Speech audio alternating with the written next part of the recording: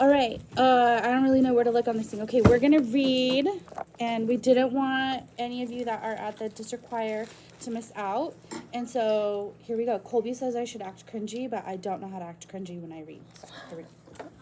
Chapter 25. I didn't mean to.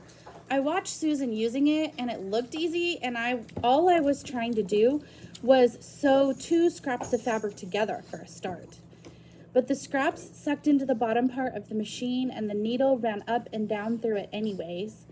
A bunch of thread came out of nowhere, snarling itself into a knot, and then the machine made an awful noise, and then the needle snapped in 2. I took my foot off the pedal, Trigby. I stared at the tangle of thread and cloth, at the broken stump of the needle. I was going to get in awful trouble. Susan had been sewing every day since she finished our dressing gowns. She made herself a dress and made new shorts for Jamie. She loved the sewing machine. I couldn't think what to do. My stomach roiled. I fled upstairs and hid in the spare room, the room still full of Becky's things. I slid under the bed, deep into the corner. My mind went numb, and I started to shake. Much later, I heard Susan come in the front door. I heard her calling my name, and I heard Jamie climbing the stairs. He opened the door to our bedroom and shouted, "She's not up here!" "Oh, she has to be," that was Susan's voice. "Her crutches are right by the stairs." They called my name over and over. Jamie ran outside and ran back in, and it grew darker. Finally, Susan's face poked under the edge of the bed. "You idiot girl! Why are you hiding?" I cringed against the wall. Susan grabbed my arm and dragged me out. "What's wrong? Who frightened you?" I threw my hands over my head. "I'm not going to hit you," Susan shouted. "Stop that." Jamie came into the room. "Was it the Germans?" he asked. "Of course it wasn't the Germans," Susan said. "Ada! Ada!" She had an iron grip on my wrists, pulling my arms down. "What happened?" "You'll send me back," I said. "You'll send me back." All that time under the bed, my panic had grown worse and worse. I'd lose Butter, freedom, Jamie. "I won't send you back," Susan said, "but you'll tell me this instant what's wrong." She put a finger under my chin. You guys have seen that. "Tell me now." I looked at her, but only for a second. I squirmed away from her grasp. Finally, I gasped, "I broke your sewing machine." Susan sighed. "Look at me," she said. She tipped my chin up again. "You tried to use my sewing machine?" I nodded and squirmed away, and then I looked at the ground. She tipped my chin up. "And you broke it?" I nodded. Looking her in the eye was nearly impossible. "It's okay," she said. "No matter what, it's okay." I couldn't believe her. It wasn't going to be okay. "You did do something wrong," she said. "You should have asked me first. But you don't need to be so afraid. I'm not going to hurt you because you made a mistake. Let's go see how badly broken it is." She made me go down the stairs to the living room. The fire was lit and the room was growing warm. It turned out that I had only broken the needle, not the entire machine. I think that's what she was really scared of, huh? That she broke the whole machine. "Needles wore out sometimes," Susan said. "You had to replace them anyhow." She had an extra needle, so she took the broken one out and replaced it. Then she removed the snarled mess of cloth and thread. "It really is all right," she said. "Do you want to see what you did wrong?" I shook my head. My stomach hurt so bad. Susan pulled me over anyhow, and she showed me how the machine worked and how I needed to lever the needle into place before I started the machine running. "Tomorrow you can practice," she said. "No, thank you," I said.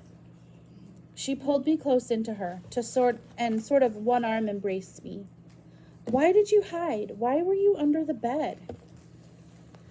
Jamie had been hovering the entire time. "The man puts her in a cabinet," he said, "whenever she's really bad." "But why put yourself there, Ada? You didn't have to." "So I can stay. So I can stay. So I can stay. So I can stay. So I can stay. So I can stay. I'm not going to shut you up anywhere, no matter what, okay?" Okay, my stomach felt awful. My voice sounded very small. I could barely make my mind stay in the room with Susan and Jamie. I said, I know I have to leave. Please, can Jamie come too? Ada! Oh, no, no, no, no, no. Without Jamie, I would die. I am not going to send you away. Why would I send you away? You made a mistake. A little small mistake. Now both of Susan's arms were around me, and I tried to squirm free, but she held me tighter. Did you really think I'd send you away? And I nodded. Let me tell you something. When I was coming back from my meeting, I was thinking maybe Ada will have made some tea. I was imagining how you'd have the lights on inside and the blackout up, and I was thinking how lovely it was to have someone to come home to again. I used to dread going home to an empty house. I'm sorry I didn't make tea, I said. That is not what I'm trying to tell you, she said.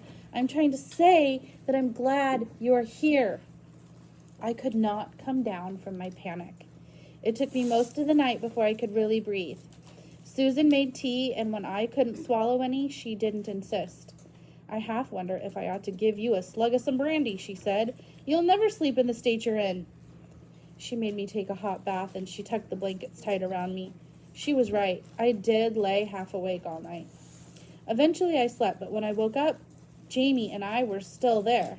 I could see butter out the back window, and Susan was frying sausages for breakfast, and I could breathe again.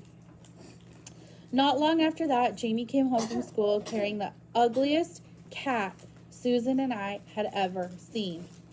Its filthy matted hair might have been any color at all beneath all the dirt. One eye was swollen shut. It glared at Susan and me out of its other eye. I'm keeping him, Jamie announced, dumping the cat into the middle of the kitchen. It squished its tail and hissed at us. His name's Bovril, and he's hungry. Bovril was a hot drink Susan made for us most of the nights. It was actually nasty, but I'd gotten used to it. It had nothing whatsoever to do with cats. You are not keeping it, Susan said. Pick it up at once and put it outside. It's crawling with fleas.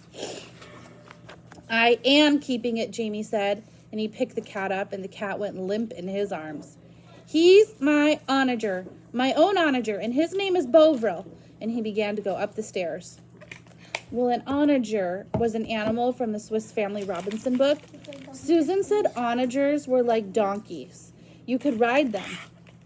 They were nothing like cats.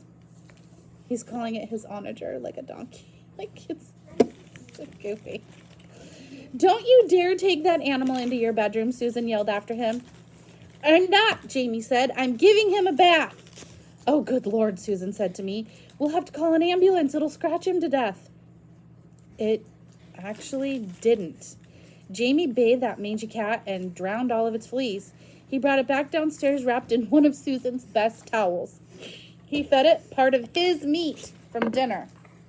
It'll hunt for itself after this, Susan said. I am not cooking for a cat. Oh, he's a good hunter, Jamie said, rubbing the cat's head. Aren't you, Bovril? Every night after that, Jamie fell asleep with Bovril curled in his arms. And he never wet the bed ever again. By the end of the second week, Susan was offering Bovril saucers of watered milk.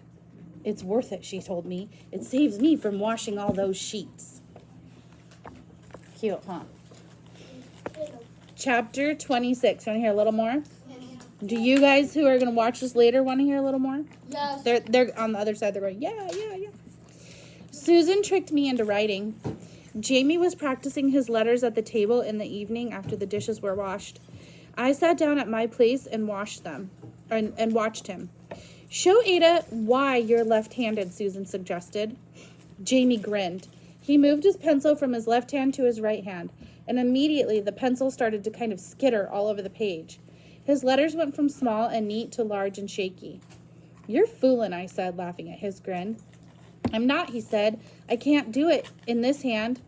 Just try, Susan suggested. Try your left hand first. And she took a fresh piece of paper and she wrote a few letters on it. Copy that. I tried, but it was impossible.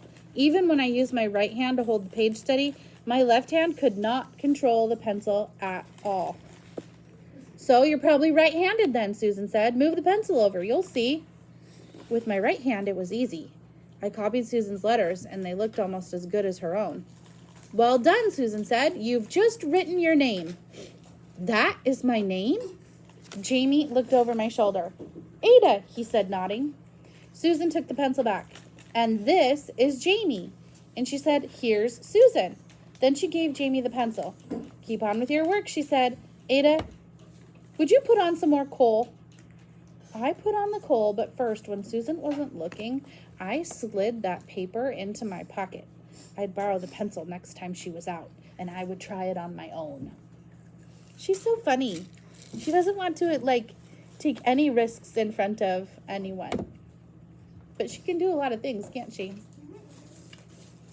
One afternoon near the end of November, when I rode over to help Fred, he met me in the yard with a wide grin. Come look at what I found, he said. I dismounted, tied Butter's head, unslung my crutches, and followed him to the door of the tack room. He showed me a strange-looking saddle on a stand, but it also had two odd crooked knobs sticking up from the pommel. It's a side saddle, Fred said. It must be 20 or 30 years old, maybe even more. So, here, I'll show you. Fred scooped up the saddle and he exchanged it for Butter's, and then he tossed me into it. My left leg went into the stirrup, snug beneath one of the crooks. My right leg hung down on the stirrupless side. Now swing your right leg over, right over here, he said, and he showed me how to tuck my right thigh around the other crook so that my right leg was actually over the pony's left shoulder. Can you guys picture that? Left leg on the left side or whatever, and both legs on one side of the horse. That's a really old-fashioned style of riding. Kind of cool, huh? Now swing your right leg over there, right here, he said, and he showed me how to tuck my right thigh around the other crook so that my right leg actually draped over the pony's left shoulder. That's it, Fred said. Now shove your right hip back and get square in the saddle. It felt very odd, but also snug and secure. As Butter had become more forward, my bad foot had become more of a problem. That I couldn't use the right stirrup was no issue, except that it tended to make me lean. But I couldn't use my right foot properly. I could thump him with it, but I couldn't keep any sort of proper contact with his side. My ankle, such as it was, just did not move that way. Now, Fred said, handing me a heavy leather-wrapped stick, here is your right leg. So she's got her left leg and her right leg on the left side, and she's going to use a stick for the right side. It's actually pretty smart. My leg? Absolutely. You haven't got your own legs on the right side, see? So you hold one end of that stick and you keep the other end on the pony. You'll signal him with it, just like you would with a regular leg. Fred led us out to the field where I usually rode. It takes a bit of time to get used to it, both for him and for you. But he was still grinning from ear to ear. How's it feel so far? Pretty good, I said. My seat could still move with Butter's walk, but my legs felt firm. I didn't know they made saddles for cripples. I wondered where Fred had found it, whose saddle it had been. It wasn't for cripples, Fred said. That's how all proper young ladies used to ride back then, back when straddling a horse wasn't thought to be ladylike. But after the war, things changed. The gentry women started riding astride, and after that, pretty much so did everyone. Which war? Because the one we were in wasn't over. The last one, he said, 20 years back. Fred's face clouded. England lost 3 million men.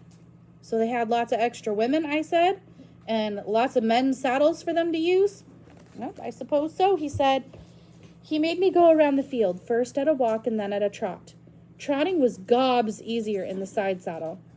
I still bounced, but I couldn't really get shaken loose. That's enough for now, Fred said. You can practice running on your own. No jumping yet. Never any jumping. And that's been about